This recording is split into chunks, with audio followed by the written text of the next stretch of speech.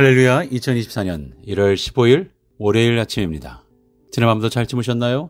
오늘 하루도 말씀으로 하루를 시작하며 한 주를 시작하며 기도로 하나님과 교제하는 귀한 날 되시기를 기도합니다. 오늘은 특별히 무저항 비폭력주의에 입각한 흑인운동의 지도자였던 마틴 루터 킹 주니어 목사님의 탄생을 기념한 날이네요.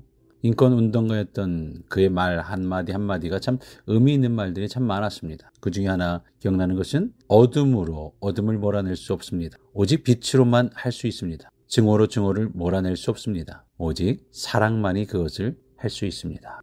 그의 말과 행동으로 차별 철폐를 앞장섰는데 그의 대표적인 말은 나에게는 꿈이 있다. I have a dream. 그런 말과 행동에 그는 죽기까지 했죠. 그 후에 세상은 꿈을 가지고 조금씩 변해갔습니다. 이렇게 우리 입으로 뱉은 말은 그 사람의 인격을 의미합니다. 그 사람이 어떤 생각을 가지고 있으며 어떤 마음가짐을 가지고 있느냐는 그것을 말로 전달하는 거죠. 언어적, 비언어적 표현을 통해 속마음을 상대방에게 전달합니다. 비트겐슈타인은 언어는 존재의 집이다 라고 했습니다. 물론 어제 우리는 우리의 존재 목적은 예배다라고 주일 말씀을 전했죠. 비트겐슈타인의 말은 언어는 우리의 인격이 사는 집과 같다는 말입니다. 언어는 우리의 인격이 사는 집과 같다. 좋은 집에 사는 것을 눈으로 보는 것처럼 한 사람의 말을 통해서 인격이라는 집을 가늠할 수 있다라는 말이에요. 사람들 많이 상대하는 사람은 특별히 말에 주의해야겠죠. 우리가 읽은 오늘 본문, 경우에 합당한 말을 하는 유다를 볼 수가 있습니다. 유다의 말을 보기 전에 르우벤의 말부터 보아야 되겠네요. 오늘 특별히 43장에서 45장 말씀인데 어제의 말씀 우리가 읽으셨을 거예요. 42장 37절 말씀 우리 한번 볼까요? 르우벤이 그의 아버지에게 말하여 이르되 내가 그를 아버지께로 데리고 오지 아니하거든 내 두 아들을 죽이소서. 그를 내 손에 맡기소서. 내가 그를 아버지께로 데리고 돌아오리이다. 지금 아버지 야곱과 나머지 아들들은 대치 국면입니다. 요셉이 베냐민을 데리고 오라. 막내를 데리고 오지 아니하면 내가 시므온을 풀어주지 않겠다. 이러고 있는 거잖아요. 시므온을 억류한 상태입니다. 시므온은 이집트에 억류되어 있고 나머지 형제들이 아버지 야곱을 설득합니다. 그때 큰형 르우벤이 책임감을 가지고 아버지를 설득하는 장면이죠. 그런데 말의 내용이 문제입니다. 내가 만약 그를 아버지께로 데려오지 아니하거든 내가 내 두 아들을 죽이소서. 어떻게 생각하세요? 만약 누군가가 우리에게 르우벤과 같은 이런 방식으로 나를 설득한다면 선뜻 응하시겠습니까? 그래, 베냐민을 못 데리고 오면 내가 내 아들을 죽이마. 베냐민을 데려가라. 라고 말할 부모가 어디 있겠습니까? 르우벤의 두 아들은 야곱에게는 손주들인데 만약 베냐민을 데리고 오지 못하면 손주를 죽이라니 이게 말이 됩니까? 이렇게 말하는 르우벤에게 야곱은 마음을 닫습니다. 38절 볼까요? 야곱이 이르되 내 아들은 너희와 함께 내려가지 못하리니 그의 형은 죽고 그만 남았음이라. 만일 너희가 가는 길에서 재난이 그에게 미치면 너희가 내 흰 머리를 슬퍼하며 수월로 내려가게 함이 되리라. 절대 안 된다는 말이죠. 마음을 닫아버립니다. 르우벤은 어떤 사람입니까? 야곱에게는 큰아들이에요. 비록 레아가 낳은 아들이지만 자신에게는 첫 번째 아들입니다. 야곱이 얼마나 많은 정을 주었을까요?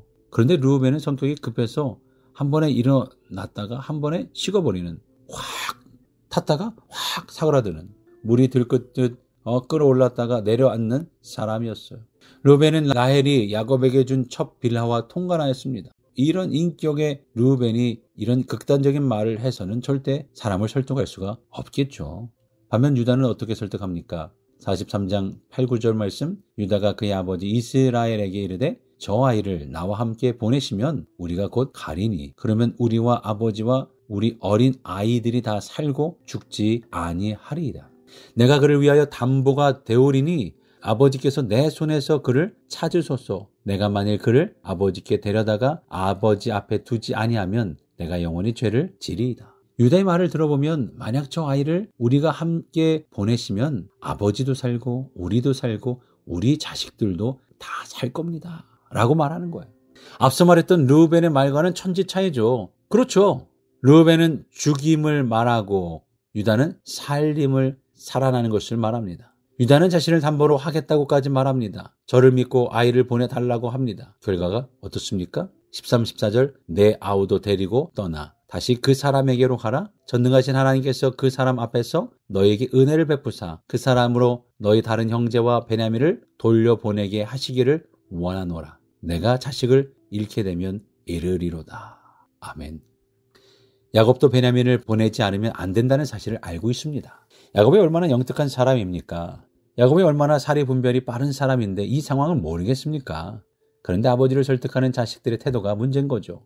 하나는 죽이는 것을 이야기하고 하나는 살리는 것을 이야기합니다. 유다의 말이 우리 입술에 있기를 원합니다. 우리가 사람들을 만나고 누군가를 대하든 간에 긍정적인 말, 살리는 말은 우리 공동체를 살릴 줄로 믿습니다. 자식들을 대할 때도 살리는 말, 긍정적인 말, 회복의 말은 똑같은 상황에서도 전혀 다른 결과를 줍니다. 야곱을 설득해야 되는 상황에서 하나는 부정과 죽임을 말을 하고 이야기합니다. 근데 하나는 긍정과 살리는 것을 말하고 있는데 결과는 전혀 다르지 않습니까? 누군가를 설득해야 될 때 긍정의 말을 할 수 있기를 바랍니다. 이게 지혜입니다. 그리고 희생하는 말이 중요하죠. 르우벤은 자기의 두 아들을 희생시키는데 유다는 자신이 담보가 되겠다고 말합니다. 듣는 사람에게 감동을 주죠. 저렇게까지 하겠다는데 들어주어야겠다는 마음을 불러일으킵니다. 오늘 우리도 계획된 일들이 많이 있습니다. 만나야 될 사람이 있는 거죠. 유다처럼 지혜롭고 살리는 말을 통해서 나도 살고 너도 살고 우리도 사는 모든 사람들도 함께 살리는 은혜의 하루가 될 수 있기를 우리를 살리신 예수 그리스도의 이름으로 축원합니다.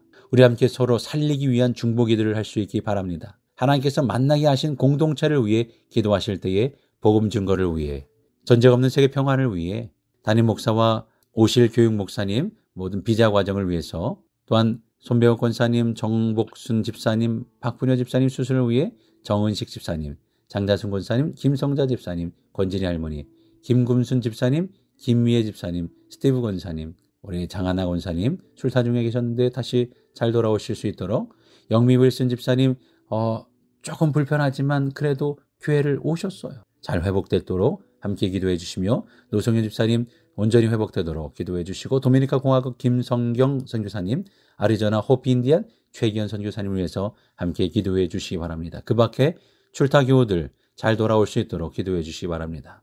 네, 여러분 사랑하고 축복합니다.